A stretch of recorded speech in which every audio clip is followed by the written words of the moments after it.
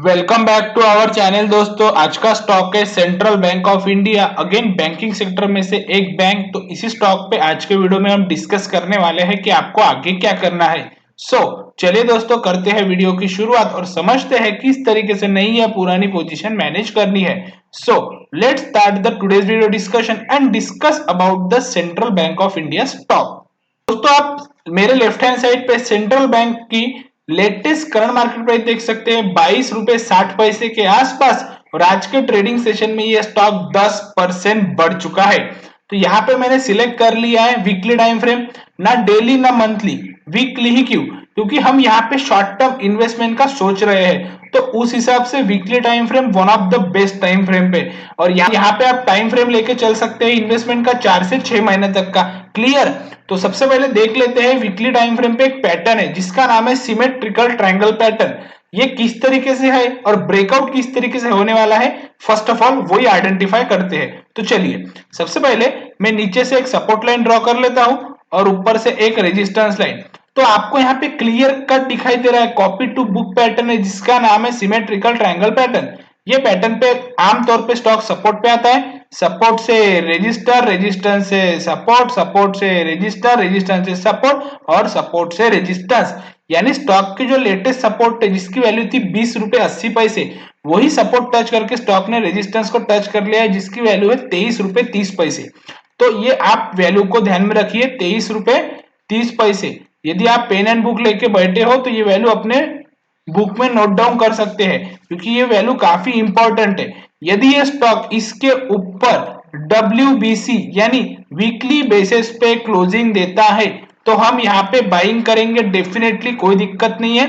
लेकिन stop loss लगाएंगे 20 रुपए 80 पैसे का, यानी ऑलमोस्ट आप स्टॉप लॉस समझ के चलिए करीब करीब 1.5 रुपए के आसपास का हमारा स्टॉप लॉस है, यानी 1 रुपए 50 पैसे के आसपास का स्टॉप लॉस।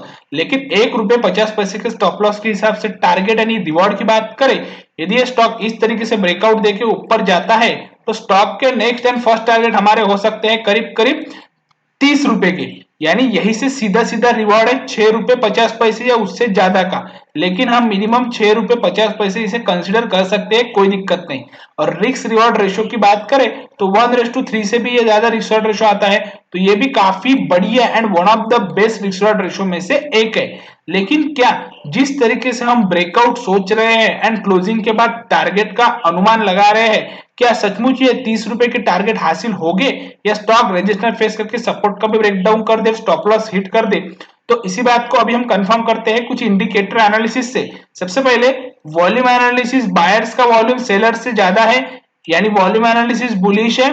मूविंग एवरेज की बात करें तो स्मॉल मूविंग एवरेज पे बुलिश क्रॉसओवर हो सकता है ब्रेकआउट के बाद, big bullish crossover already available है एंड तीनों मूविंग एवरेज का सपोर्ट भी प्राइस के नीचे है, यानी majority of moving average analysis यहाँ पे बुलिश है। Moving average analysis bullish, volume analysis bullish. तो अभी इस बढ़िया सिचुएशन में किया तो किया क्या जाए? कुछ नहीं दोस्तों, वैल्यूज को ध्यान में रखिए।